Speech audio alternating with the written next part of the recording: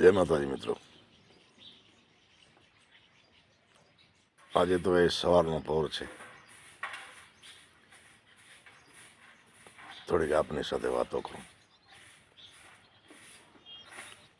મિત્રો, કોઈની સાથે કોઈના ઉપર કરેલો અહેસાન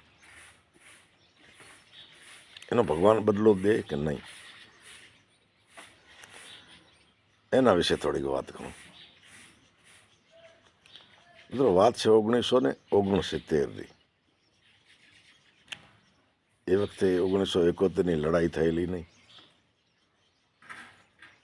અને પાકિસ્તાનના સિંધ પ્રાંતમાંથી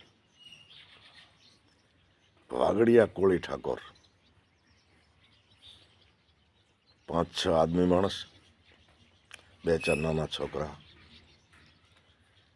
2-4 બાઈ માણસ,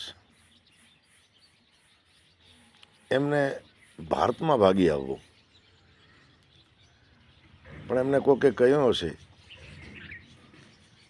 કે તમે સિંધમાંથી થળમાં જાઓ, થળમાંથી પારકરમાં જાઓ, અને પારકરમાંથી ચૂડિયો બેરાણો ગામ જે છે ત્યાંથી રણ વિસ્તારમાં નળાબેટ થઈને સોયગમ બાજુ ઉતરી જાઓ. પણ પાકિસ્તાનમાં કોઈને ખબર ન પડવા દેવી. એ હુંડલાઓમાં થોડો ઘણો સામાન,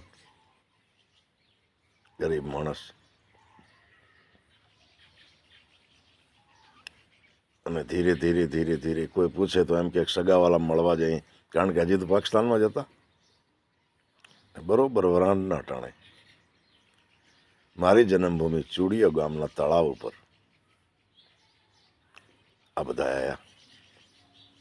એમને ખબર હવે ચૂડિયોથી બોર્ડર નજીક છે, એટલે રણમાં પડી ભારત જતા રહેશું. એમને ખ્યાલ નહીં કે બાજુમાં જ થાણું છે બેરાણામાં, અને તમે પકડાઈ જશો. એ દેવતા કરીને ચા બનાવે રહ્યા. એમાં એ વખતે યુવાન હોય મારા મોટા ભાઈ રાણીદાનજી, અને અમારે એક તનજી સોઢા. આ બે એમને જોઈ ગયા, નજીક ગયા, પૂછ્યું ક્યાંથી આવો છો, ક્યાં જવું છે. એટલે બિચારે કહ્યું કે અહીંયા સગાવાલા છે તમારા ગામમાં. કોણ છે? આ તો એમ જ ઉપજાવી કાઢીને કહેતા હતા કે ટાઈમ નીકળી જાય ને આ લોકો જતા રહે, કોઈના નામ આવ્યા નહીં. સાચું કહો, તમે કોણ છો? વાત કરી, કોળી ઠાકોર છે, ભારતમાં ભાગવું છે. હવે આ બે યુવાન હતા, પણ ભગવાને એમને એવી મતી દીધી, એવું સુજાડ્યું કે તમે અહીંયા પકડાઈ જશો. હમણાં કોઈક થાણામાં વાત કરશે, અહીંયા દેવતા બીજો ન કરો. આગળ 2 ડુંગર છે ને એની વચ્ચે થોડાક ઝાડખા છે, ત્યાં જઈ ચા પાણી કરવા કરો, અને પછી બોર્ડર જે છે 1.5 કિલોમીટર છે. એ વખતે આજના જેવી સિક્યુરિટી નહીં, BSF કે આ તે તારબંધી કે એવું નહીં.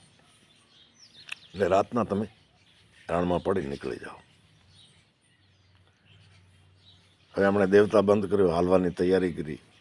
પણ ગરીબ માણસને છતાં એમને એમ કે આ લોકોને કંઈક દઈએ તો થાણામાં વાત ન કરે.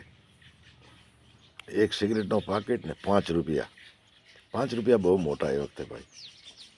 આ બેને દેવા માંડ્યા, આગ્રહ કર્યો લઈ લ્યો.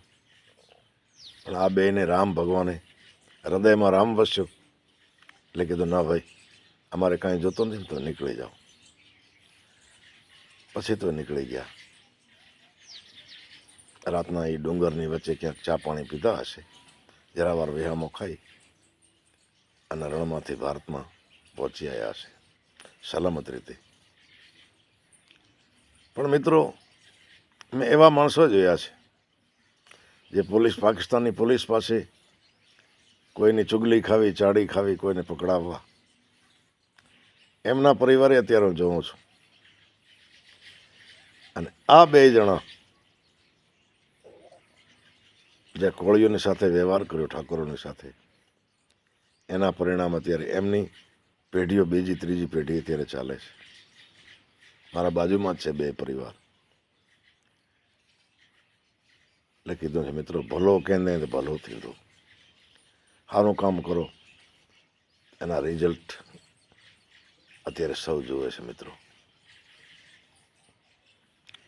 એટલે મારા અને તમારાથી કોઈનો હિત થાય, કોઈને સાચી સલાહ દેવાય, કોઈનો આપણા થકી જીવ ન બળે, કોઈની આત્મા દુઃખી ન થાય.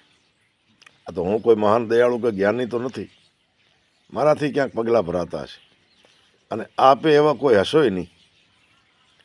પણ આમનો પરિવાર અત્યારે ઉડીને આંખે વળગે ભાઈ. આપણને થાય કે આ કયા પુણ્યના પ્રતાપ હશે. મને તો 100% એવા વિશ્વાસ સાથે કહું કે આમને ભગવાને જે મતિ આપી, નહીં તો થાણો બાજુમાં હતો. પાકિસ્તાની પોલીસને વાલા લાગવા હારું, હારા લાગવા માટે, વફાદાર લાગવા માટે કદાચ થાણે ગયા તો થાણો તો બેરાણામ બાજુમાં જ હતો. પણ ના, એવું ન કર્યું. અને એમના એ આશીર્વાદ મળ્યા છે, એનો રિઝલ્ટ અત્યારે આપણે જોઈ શકીએ છીએ. તો મિત્રો, હું ને તમે પણ કોઈનું ભલું થાય તો કરીએ. આવનારી પેઢી એનો ફળ જે છે એ સારી રીતે ભોગવે. તો આજે સવારના પોરમાં મને અમારા મોટા ભાઈએ અને તનજી સોઢાએ કરેલો વ્યવહાર, એમણે કરેલી વાત મને યાદ આવી, આપની સાથે શેર કરી. કેવી લાગી કોમેન્ટ જરૂર કરજો, શેર કરજો, આપણી ચેનલને સબસ્ક્રાઈબ કરજો. જય માતાજી.